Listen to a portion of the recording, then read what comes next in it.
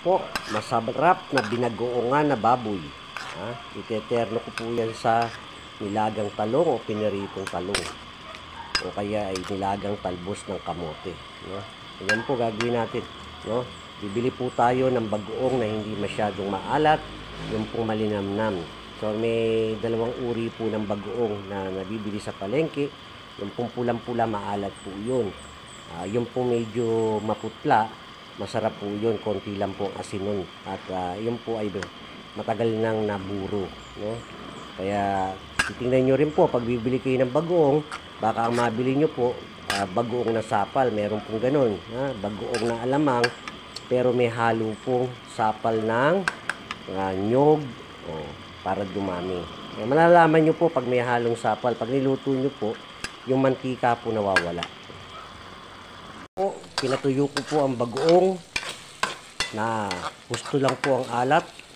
May asukal po yan para masarap po ang lasa. Lalagyan ko po ng silian at pritong talong. Yan po, nilagyan ko po ng siling haba.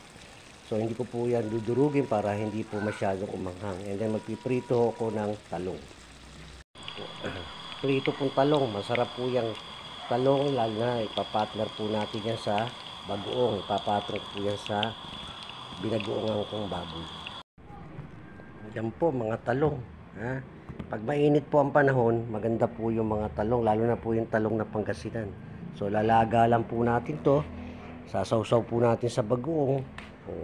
Solve na po ang pampamilya. Totorta po natin o kaya lagyan po natin ng giniling na baboy. Ngayon po, isasawag ko po ito sa binagoongan na baboy. Yan po, binagoongan na baboy with pritong talong. Maganda na po kombinasyon yan. So, mamaya po maglalaga naman akong talbos ng kamote. So, marami na naman po makakain. Matamis po yung binagoongan ko na yan.